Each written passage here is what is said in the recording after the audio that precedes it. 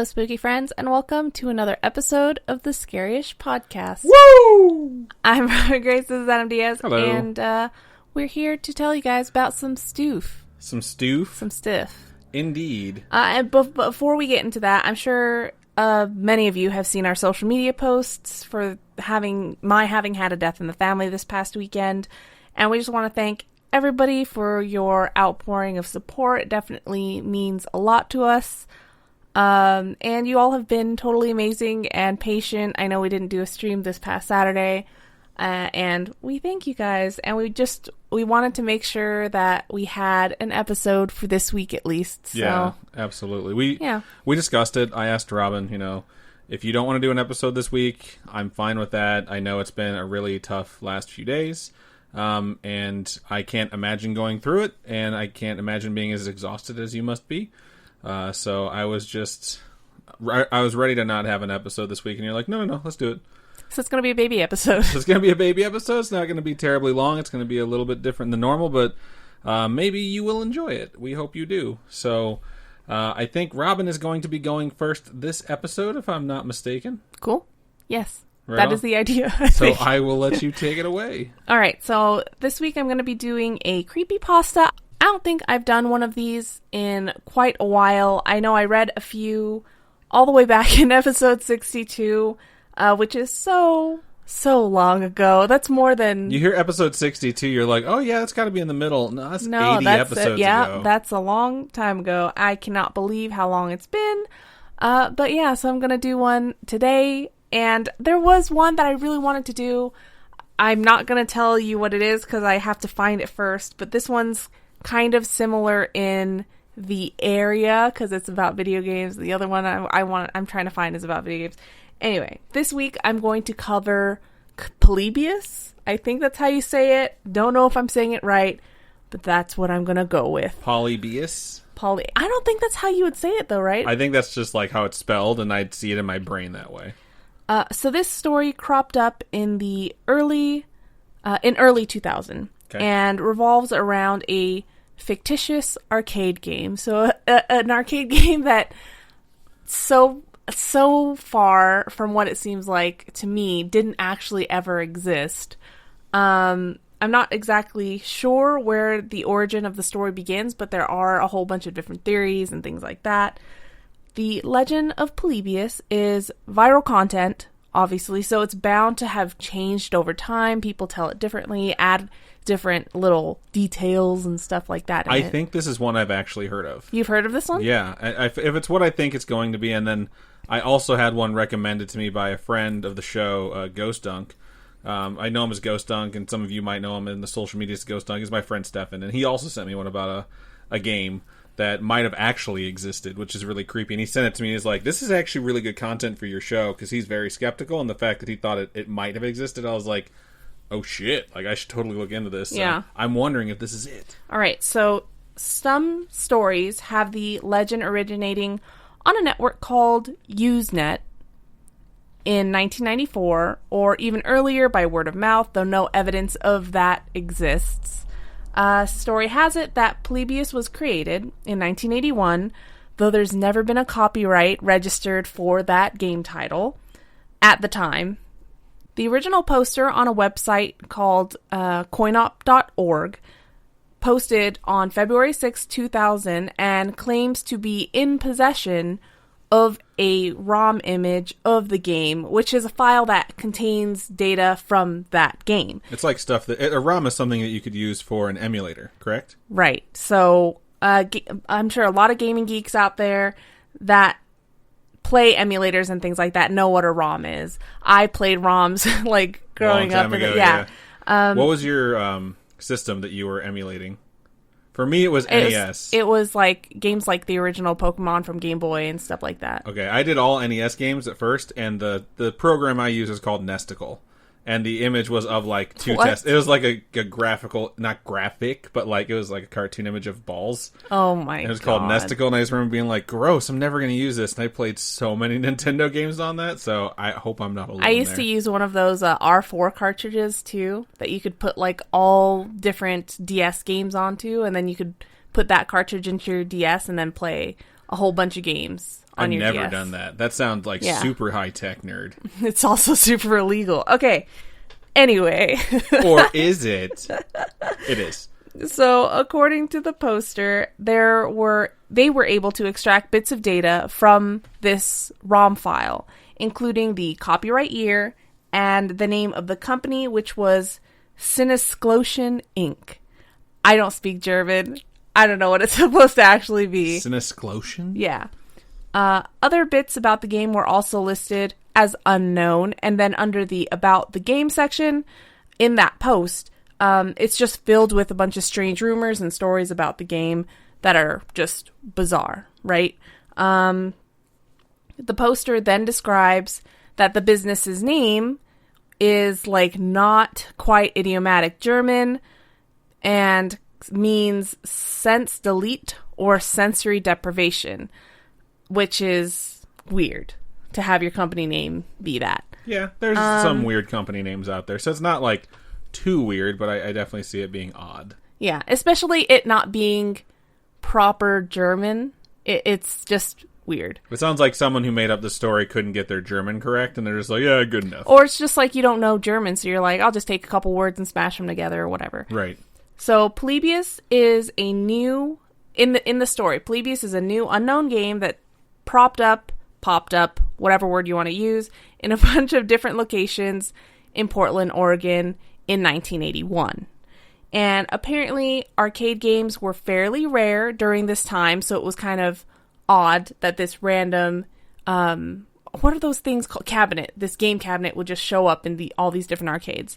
This game became wildly popular and was incredibly addicting.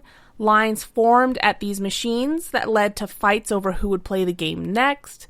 It just became this really intense thing where everyone's just like, I need to get my hands on this game. Story has it that men in black would periodically visit these machines and collect data from them.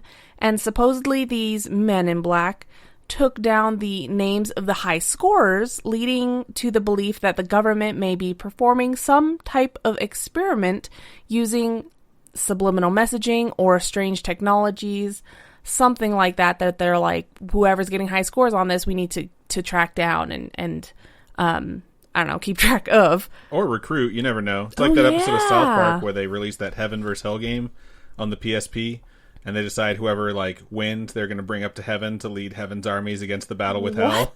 You never seen this? No. Yeah, it's a really funny episode. Those that played the game supposedly suffered from a number of side effects, including amnesia, insomnia, night terrors, and hallucinations. All fun things.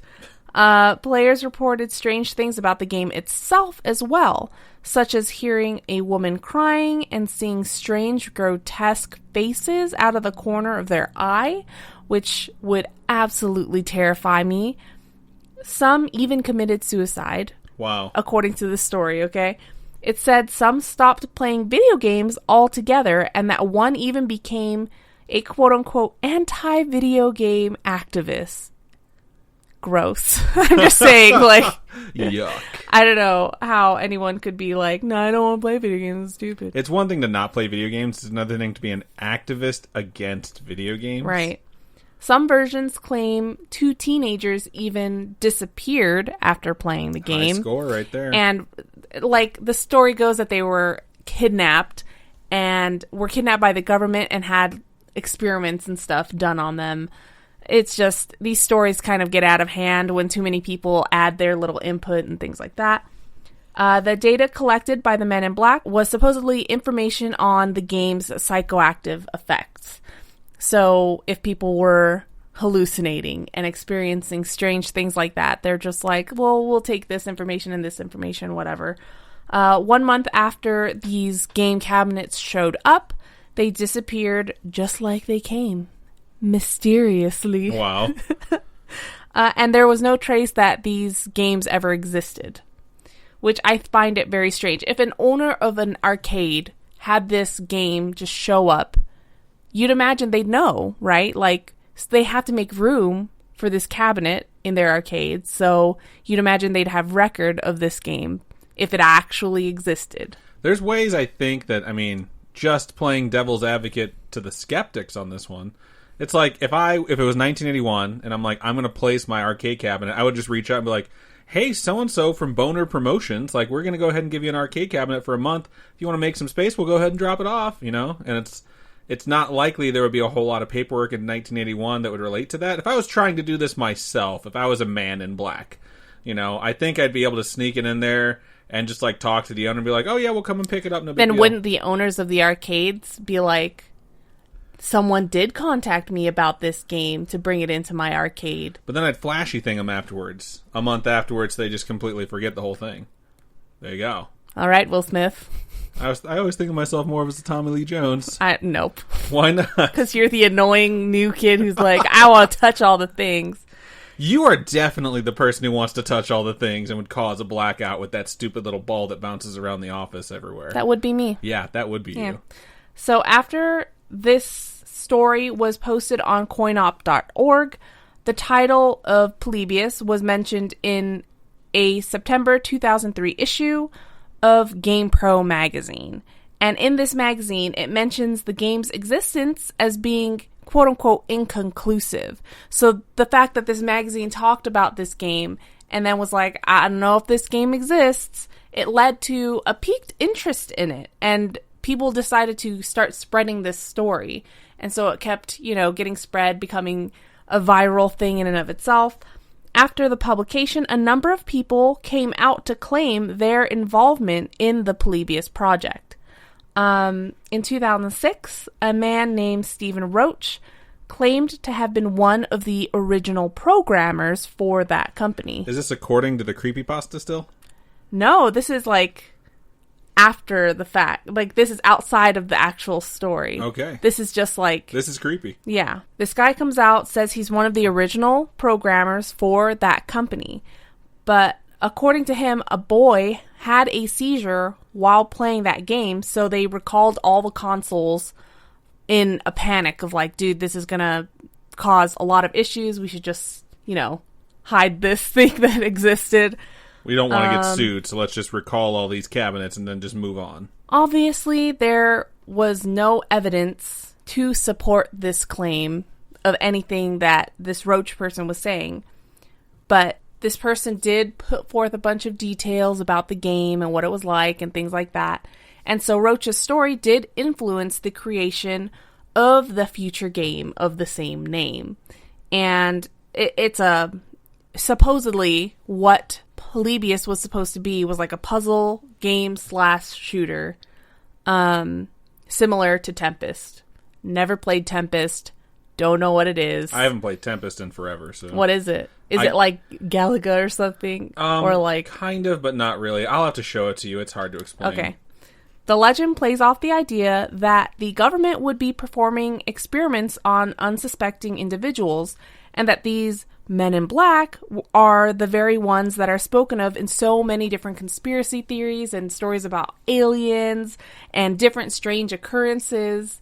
You know what I mean? So I feel like any story, when you add men in black, it's ooh, creepy. Right.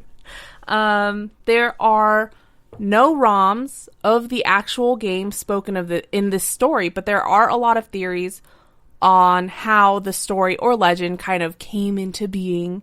Brian Dunning, an American producer and author, believes that it grew from a number of different influences from things that happened in 1981, or during the 1980s in general. So there was an instance where 2 players fell ill in Portland on the same day in the same arcade in 1981. One of them collapsed with a migraine after playing Tempest, and then another one collapsed from stomach pain after playing Asteroids for 28 hours. Oh, you played for 28 hours, man. Of course you're going to collapse. But that's an influence on the game, right? This event happened where these people were playing video games on the same day, they passed out. And they wound up just relating it back to... That would be like if in 20 years or something, people talked about some mysterious game that caused people to die. And what they were really talking about was World of Warcraft, when people were playing it for 48 hours straight. Oh, and passing out and stuff like that. No, people some dude actually died in a cafe playing World of Warcraft, and they said he had been up for 36 hours, and he hadn't drank or ate anything. So It's like those things can definitely fuel How do you speculation. do that? I have no idea. God. I can't imagine not eating for 36 hours, let alone playing a video game and not I eating. can barely not eat for 10 hours. I'm like, need snackies. Exactly. According to Dunning, FBI raided multiple game arcades in the area 10 days later, suspecting of owners using the machines for gambling. So they monitored these different game cabinets for tempering and then like recording of high scores. Like that was how they were tracking the gambling and things like that. I don't know, but I could... That's interesting. Yeah, I could totally see that, relating. Dunning also believes the name of the company to be something a non-German speaker would do. Like you want to think of something cool, so you're like, let's have it be German. That's weird, right? And then you combine words from an English to German dictionary to try and make something that sounds interesting. I could totally see this inspiring a story of like Men in Black storming in and recording something. Right. Like if actual feds ever had to raid an arcade, that would be inspiration for like, yeah, the Men in Black were here. It's like, no, it's just the FBI. Yeah, but I mean, this is 40 years ago. I know. And to me, it makes sense that you'd make a story like that off of these weird events that are like, what are the odds? I've never seen the FBI raid an arcade. It's a weird thing for them to do. There was a Polybius game made for PC in 2007, and then there's also one for PlayStation 4 that was made in 2017. I feel like we might want to try and play this. Maybe on a future stream, who knows? Yeah. Just see what it's all about. But I don't know if I want to spend money on it, but... maybe there's ROM out there, just saying. Oh, yeah! We'll just honor the original story and go with that, so... All about them emulators. That's really good. I have heard this story before. This is definitely the thing I heard about. I'm not sure if maybe I read it in GamePro back in the day. Really? Yeah, but it's super... Because I used to read all those gaming magazines back when, like, it was GamePro, Game Informer, and EGM. It was just, like, that was my shit. I used to love reading them, so... Maybe that's where I heard of it originally, but yeah, huge nerd. So that was really good. Thank you. Thanks. Thank you, the internet. Good job, internet. So before we move on, I want to do some quick shout-outs to our patrons for the month of August. We sincerely appreciate all the support we get, and some of the folks are at the shout-out tier or higher. So before we move any further, quick shout-out to Cody, Michael, Sam, and Andrew for your support. We sincerely appreciate you, and you help us make this show and keep it going. It's part of the reason why when stuff happens in our lives, we're like, we still need to get an episode out. Because of the support you folks give us, and honestly, like, you believe in us, and we want to be there when we can. So thank you to you four specifically, and if you are interested in becoming a patron and getting a shout-out monthly, go ahead and go over to patreon.com/Scaryish podcast and check out all the tiers and see if there are any that are right for you. They are monthly donations that are as low as $1, and those dollar donations, which is, it's $4 a month, get you ad-free content, which is a good thing to mention because we're going to take a quick commercial break.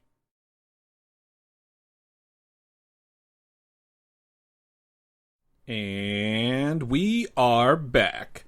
So this week, like we've said, we're doing things a little bit different. It's going to be a little bit of a shorter episode. And I'm going to be handling my topic differently than I've actually ever handled it before. One of the stories that I've seen a few times, it's actually a lot of times, while I do research for cryptids in particular, kind of inspired me to take this episode in a different direction, at least on my end. There was a book series I liked to read back when I was a kid, and I do remember things like Goosebumps and Scary Stories to Tell in the Dark, because I used to love those books, and like anytime Scholastic Book Fair was at the school, I'd always look for the paranormal stuff, or anything about ghosts or UFOs, or just really? spooky stories. Oh yeah, I was always obsessed with it. But another series I remember seeing, not so much at the book fairs, but sometimes in the library that I could check out, was a series called Tales for the Midnight Hour. Never heard of it. I'm not sure if anyone else out there has heard of it. If you saw the cover, you might be like, yeah, I think I've seen that before. But when we were starting to do this episode and talking about the content we wanted to cover, I thought of this story that I keep overlapping with and thought to myself, if it's American folklore, maybe there's something in one of those books I used to read that I could find. And I just so happened to find this story in one of the Midnight Hour books. So this tale I'm going to cover has been told lots of times in lots of different ways, and although there are various different versions in books or in tellings that are oral, or even if you want to go on YouTube and see someone else cover it or a different podcast or whatever, there's a lot of details that are different, but it doesn't take away a lot from the story because the story pretty much stays the same. So it's not like a typical cryptid either, even though it shows up on cryptid lists, where you can just dive into like witness accounts or things like that, which is why I've never wound up covering it before, because I usually take a scientific approach to trying to like break down whether or not something exists and how many people have seen it. This exists simply in folklore. And I am talking about Tailypo, or Tailypo, however you pronounce it. I'm going to pronounce it Tailypo because it has to do with something's tail. So, okay. Well, cool. This one actually comes from the Appalachian/southern part of the United States, and this story has existed literally for hundreds of years. Now, like I mentioned, it's not the typical way I would cover a cryptid topic, because there is not really any sightings of it, and the history all relates to the story itself and how it was passed down. Okay, so this is just some legend that different cultures or whatever tell? Correct, but it's specific to the Americas and Appalachia/the South, but it's been around for a long time, and it's like when you have a piece of like local legend or folklore where certain details change, but the main story basically stays the same. You know, right. Yeah. Story has the basic structure. The main character's there. There's an encounter with the creature, and then the eventual confrontation happens and the resolution of the story. The setting is almost always the same, although it might have like a different name for the region, but the regions are always described the same way. The main character might have a different name, and it's like the superficial things might be different, but the actions stay the same. And it was originally passed down orally until it was eventually put onto paper back in like the 1880s. And it had slight details adjusted when it was put onto paper to make it applicable to the struggle of life in the South and the Appalachian region at the time, but it still retained the basics of the story. So, rather than try and do this the scientific way, which is normally how I approach things, like breaking down cultural influences at the time when it was published, or how it arose originally, because it's really hard to find those details. Yeah. And like trying to dig into like reasons behind the allegory when the story was written, I'm just going to read you the story of Tailypo. And this tale can be found, the one I'm about to read you can be found in Still More Tales for the Midnight Hour. Just in case you were wondering, you can go to archive.org and check out the book if you're hoping to read it. Or you can go and buy it on Amazon. I think it's like $11. It's got a bunch of stories in there too, like if you have kids and they're into creepy stuff, but you don't want to make it too creepy, it's kind of perfect for it. I will say, after rereading this, I'm like, oh yeah, this one's kind of scary. And I just like would have been flabbergasted if I was a kid, like 7 or 8, and I found this one. I don't know how you, as a kid, were like, I need to find these ghost books. They were everywhere, dude. Like if you went to Scholastic Book Fair, like everyone was into Goosebumps. And I was like, no, I want to find stuff that's real, because I used to watch stuff like Unsolved Mysteries or Sightings. And I was grew really up with that. Yeah, like, I was really into that stuff, and I wanted to consume more of that content. I was going to say, like, I think when I would go to the Scholastic Book Fair, I bought books like with animals as the main character. So, you know, Wishbone. Everyone's into something. Or like, there was one book that I bought at one of the fairs once where it was like all the characters in it were mice or rats or something like that, and they were like knights and that's adorable. Different things. Like, yeah, it's like really that game cool. we played over at Andy and Wade's, where it's kind of like D&D. I forget what it's Mouse and Mystics. That's what that game is totally called. Yeah, it's kind of like that. But anyways, everybody's into something. I'm just like lame. So I've been into spooky stuff for a very long time, but I am going to go ahead and read you the story of Tailypo, and I'm going to read it straight out of the book. You know, I'm not going to do, not out of the book, obviously. I have the PDF in front of me or whatever, but because it's going to be, me reading to you, kind of similar to our Halloween episode a few years ago, I'm going to put a little bit of ambiance music in the back. If not, I'll just delete this. You know what's funny is over this past weekend, obviously family was flying in and things like that, and I was talking to my sister and cousins and things like that about the podcast, and there was an episode that freaked out my sister a lot. It was the one about your dad's house that he grew up in. Oh, the haunting on Carolina Street. Because you put in like the sound effects of the walking on to the basement. Yeah, and walking up the stairs and things like that. And she was saying like, I was driving and it was dark, and then this episode comes on, and it freaked her out. I put in a lot of production into that one. This one's just going to be some background music and maybe a sound effect or two. But I mean, it's a story I'm reading you, so. Yeah, a lot of people message us like, dude, did you know there's like a voice in the background when you're telling the story? I'm like, yeah, that's my voice. Like, I put that in there on purpose. So, okay, here we go. The Story of Telepo. There is a place in the mountains where few humans live. The woods around it are deep and dark. A thick fog often settles along the ridges and in the valleys. And weird creatures are said to prowl the land through the long, lonely nights. Ooh, lonely nights. I hate you. There is one old cabin built in a hollow in the farthest part of the deep, dark woods. A man named Jake had lived there for all of his 60 years. He seldom saw other people, and his only friends were his 3 hunting dogs. They would live under the porch of his log cabin. Aww. One winter night, towards spring, Jake sat by his fireplace staring at the pot of beans simmering on the fire.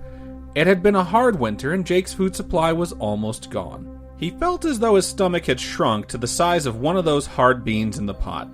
Even his dogs had grown thin and scrawny from hunger. As Jake reached his spoon toward the pot of beans, he felt a cold draft creep around his neck. It sent a shiver through his body. He wondered where the draft was coming from, for he had sealed up the cabin tight for the winter, but he was too hungry to worry about it. He dipped his spoon into the pot of beans. Before he could eat any, he felt another cold draft blowing across the cabin. This time, it felt like icy claws around his neck. Jake turned away from the fire to look around. His eyes widened in terror, and he dropped the spoon with a clatter on the floor. Clink, clink, clink, clink, clink. Well, that's gonna be shitty to clean up. Don't put it back in the pot. Sitting across the cabin from him was the weirdest creature he had ever seen. Its eyes were a bright yellow that seemed to burn from some strange heat. Its head looked like a wolf's, except for the ears that stuck up in high points above the leering face. Its body, which was about the size of one of Jake's dogs, was covered with a thick reddish-brown fur. Then Jake noticed the strangest thing of all. The creature had a long, thick tail that wrapped all the way around its body. For a minute, Jake sat frozen in his chair and the creature crouched still on the floor. They stared at each other from across the room. Then, in a lightning-fast move, Jake lunged for his hunting knife on the table. The creature sprang up and jumped for the hole it had clawed into the... Is that the sound it makes? Fuck you. Wait, no, is that a turkey? The creature sprang up and jumped for the hole it had clawed into the cabin wall. The animal was fast, but so was Jake. It was just jumping through the hole as Jake's knife came down at it. With a clean slice, the knife cut off the creature's long, thick tail. There was a horrible screech that cut through the night air. Then the animal ran off into the deep, dark woods. That poor thing. He just came in to say hi, and Jake just fucked his shit up. Jake stared at the thick tail lying on the floor of his cabin. His stomach rumbled with hunger. Oh, don't eat it. It was meat, like any other part of an animal, and he hadn't had meat for weeks. Jake put a big kettle of water onto the fire to boil. Then he cooked the long, thick tail and ate it for his supper. Something bad's gonna happen to his tum-tum. It tasted a bit strange, but there was a lot of it. Jake even fed the scraps that were left to his 3 dogs. And they all died of poisoning. As he watched them eat, he thought of the weird creature again. He decided to keep his dogs with him in the cabin for the night. Before he went to bed, Jake plugged up the hole in the cabin wall with a piece of wood and rags. Then he settled down to sleep, with his 3 dogs under his bed. Even though How do they fit under the bed? I mean, it must be a big bed. He's a bachelor. He's got himself a nice king-size bed. I had a king-size bed when I was a bachelor. I mean, it's a third of your life. Spend the money. That's all I'm saying. Jake clearly did that. Okay. Jake from State Farm. Even though he was exhausted, Jake couldn't sleep. His stomach was rumbling from the strange meal, and the wind had picked up outside and was whistling around the cabin. Then, Jake heard a scratching noise outside his door. It was the sound of claws scraping against the wood. And over the whistling of the wind, he heard a voice calling, "Tailypo, Tailypo, give me back my Tailypo." Jake bolted upright in bed. It sounds like the creature's just like, I got a nickname for my tail. I want it back. Dingle-donger, dingle-dong. No, it's Tailypo. The dogs under his bed began to growl, and Jake whistled them out. He rushed to the cabin door, threw it open, and sent the dogs out after the creature. There were terrible screeches and howls as the dogs chased the creature into the dark woods. Jake waited and listened. After 10 minutes, 2 of the dogs came panting back to the cabin, but no matter how hard Jake called, the third dog never returned from the woods. Jake bolted the door and went back to bed with the 2 dogs lying underneath him. Again, his stomach rumbled from his strange meal, and the wind whistled around the cabin. And then he took the meanest shit of all time. Then... What sound was that? It's South Park where he takes the world record shit. Oh, God. Okay. Then, Jake heard a scratching noise outside his door. It was the sound of claws scraping against the wood again. And the weird voice started up. Tailypo, Tailypo, give me back my Tailypo. Jake shrunk back into the bed and covered his head with a blanket. That'll save you. But the weird voice came even louder. Is it inside? Tailypo, Tailypo, give me back my Tailypo. You have got it, that I know. Give me back my Tailypo. Just so you know, it was supposed to be a very raspy and like cold voice, but I went with it. Why felt do you the sound character. like a character from Dragon Ball Z? That's not a Dragon Ball Z character. A Dragon Ball Z character would be me going like, ah, and then looping it for 20 fucking minutes, and then having that be 6 or 7 episodes before I start Sound fighting. like Mr. Popo. Mr. Popo. I don't sound like him at all. The 2 dogs under the bed were growling, and Jake whistled them out. Again, he threw open the door, and the dogs went bounding out after the creature. With loud screeching and howling, the dogs chased the animal into the woods. Jake waited and listened. Soon, he saw just one dog running back to the cabin in the moonlight. The dog whimpered as Jake let it in the door, then it ran under the bed and hid. Aww. Jake bolted the door and crawled in bed, but he hadn't even shut his eyes before he heard the scratching of claws on the door, and the weird voice said, Tailypo, Tailypo, give me back my Tailypo. That one was a bit Mr. Popo. Jake jumped out of bed and whistled for his last dog. It growled from under the bed and would not come. Finally, Jake dragged it out and pulled it to the door. He opened the door and forced the dog out after the creature. There was a short howl and then a long screech. Jake waited and listened to the motorcycle passing in the background. After 10 minutes, he opened the door and called for the dog, but nothing came back out of the dark woods around the cabin. Ugh. Jake slammed the door shut quickly, bolted it, and jumped into his bed. He was shivering hard, but the blankets didn't seem to make him warmer. He waited and waited. The wind whistled louder around the cabin. Jake strained his ears to hear the sound of claws scratching on the door. He waited for the weird voice. He heard nothing but the sound of the wind. Jake waited and listened. Then finally, he fell asleep. With a start, Jake woke up. He heard the sound of claws scratching against wood, but this time, the sound was closer and louder. Jake's eyes flew open and met the burning yellow eyes staring at him from the end of his bed. The creature sat there, scratching its claws against the bedpost. Tailypo, Tailypo, give me back my Tailypo, it said in its weird voice. I don't have it, Jake stammered. The creature crawled forward on the bed, its face only a foot from Jake's. Tailypo, Tailypo, give me back my Tailypo. You have got it, that I know. Give me back my Tailypo. Jake was never seen in the hills again, and the mountain folk say that if you are all alone at night and listen carefully, you can hear a weird voice calling on the wind. Tailypo, Tailypo, now I have my Tailypo. Wow. That's, it's creepy. I think the worst part is that the dogs totally die in the story.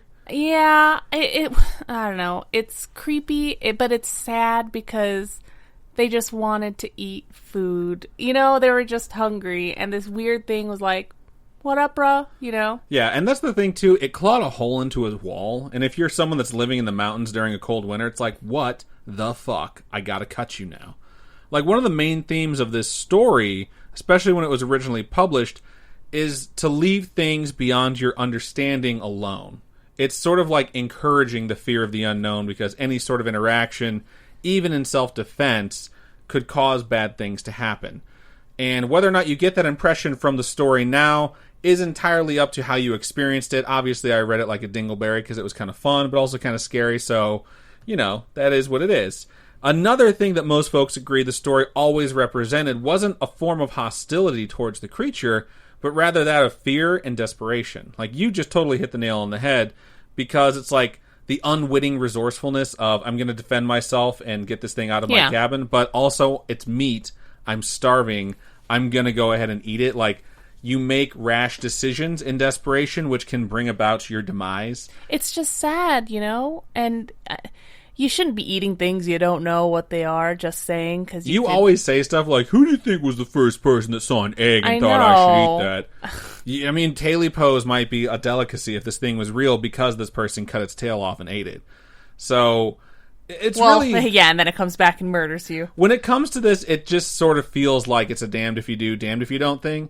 Because the creature burrowed its way into his house, and unless he was just there to, like, grant him 3 wishes, and you don't, fucking know, you're just going to defend yourself, then by defending himself and being resourceful, it just wound up making the creature bitter and angry. So it just seems like the guy was kind of damned. What makes me happy about this story is that this is a piece of American folklore that's been around for hundreds of years that hasn't devolved into, like, countless sightings from fame seekers and like an eventual festival to try and capitalize on it. Lizardman. So Mothman's a bit different, because Mothman's been seen all over the world. So I covered that. I should know. And you may have heard different variations of the story, but like I mentioned, some details change in it. Most often the name of the main character. One of the things that changes, because as we talk about a lot, when you tell a piece of folklore, you kind of make it yours. Like, the telling of it is kind of yours. For me, it's the douchebag voice, because I'm reading it off of, like, a book page. But for people that were just retelling the story, some of the things that change in it is whether or not he has dogs. In some cases, he has kids. In some cases, he has... You don't send your kids out there on their own. In some cases, he has kids and dogs. And what's funny to me is, I would imagine if I was telling this story and I wanted people to think it was real, I would put in a kid so that someone was alive to tell the story, Right. Otherwise, it's like, how'd you know? Yeah. Did the creatures tell you? Yeah, I could see it's like, and the kid was like, no, I don't want to eat it. I'm good. Yeah, I'm good, Dad. I had enough beans. My stomach's tiny. I'm a child. Please don't kill my dogs later in this story, type of thing. Yeah. So it just really depends on who you're listening to tell the story. And it's kind of funny, because I could find more tellings of the story than history of the actual story. If I were to make this my own and write it into its own thing, I would probably contemporize it. Modernize it, and then I'd just take the dogs out, or I'd just let them get away or something like that, because I love dogs. I love dogs too, but like... It draws you into the story with how sad it is, yes. Because like a pack of 3 dogs might be able to hunt something down, but when they keep coming back and they're whittled down more and more, it's like, oh no, poor doggos. So all this said, I am really curious to hear whether or not any of you out there have actually heard the tale of Tailypo before, and whether or not you had it told to you by someone, or you read it somewhere, or you saw it on a YouTube channel, or maybe it's just like far back enough where you actually were told it by someone. So let us know on our social media. I definitely want to hear about it. But that, my spooky friends, is the story of Tailypo. Nice, thanks. No problem. I know you've been wanting, for like 2.5 years, man. Like, since probably episode like 30. And I was just like, there's just not enough for it. So when we were talking about how we kind of wanted to do today's episode, I was like, this is probably the best time to do this. So there you go. I busted it out. So not a super long episode, but I hope you all understand the extenuating circumstances that we've been under, especially Robin. So it's been a little bit difficult to get stuff done outside of, the absolute pressing family matters that she's had to attend to. So we're happy to have something for you. We hope you enjoyed it. And I think that's just about everything we have. So we're going to do the normal stuff to end the show. Big shout out to our patrons one more time. For folks who would like to reach out to us with stories that you might have, or just talk to us in general, we have multiple ways you can do that. You can email storytime@scaryish.com, which is our email address. You can also go to our website, scaryish.com, and click on Contact Us. Reach out to us that way. You can also reach out to us on any of our social medias. Facebook is facebook.com/scarishpodcast. Twitter is @scarishpod, and Instagram is @scarishpodcast. Robin, for folks who would like to donate to us, I know I've already covered it, but go ahead and let them know again. How can they do so? You can go to patreon.com/scarishpodcast, and those are monthly donations. Tiers start at $1, and that's where you can grab our ad-free episodes. And if you are a Badge of Honor tier patron and above, we have Mothman keychains right now that is for this season, the summer season. And we have magnets that'll be going out later. And I have designs in the works for future seasons as well. Like 3 more seasons, I think. Maybe yeah, 2. so I can't far. remember. But they're pretty good. They all look amazing, actually. So very excited for that future content. And we're very excited to hear from you folks. I know we say it every episode, but it really means a lot to us how much support we've gotten from the community. You've built yourselves up around us, and it's been kind of amazing. And we've had so many people reach out to us and tell us we've helped in some way, shape, or form just by doing the show. And it's always funny to us because we're like, I don't know how we help because we feel like we're just idiots on the microphone sometimes.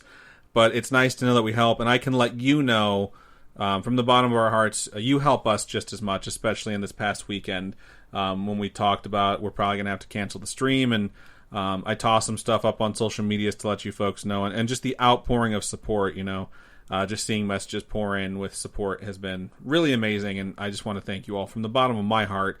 Because it's one of those things where I'm just trying to figure out what I can do to support Robin, and seeing everyone offer up condolences and well wishes and thoughts and prayers has been really awesome. And I just knew that when she was spending time with family and dealing with a lot of stuff, even if I wasn't there, that if she checked her phone, she would see, a bunch of notifications on there, all from people she'd never met offering condolences. So it's been a really tough but very amazing weekend. So thank you all for that. But yeah, I think that's just about everything we have for episode 140. So Robin, go ahead and sign us out. Keep on creeping on, and we'll talk to you guys later. Bye-bye.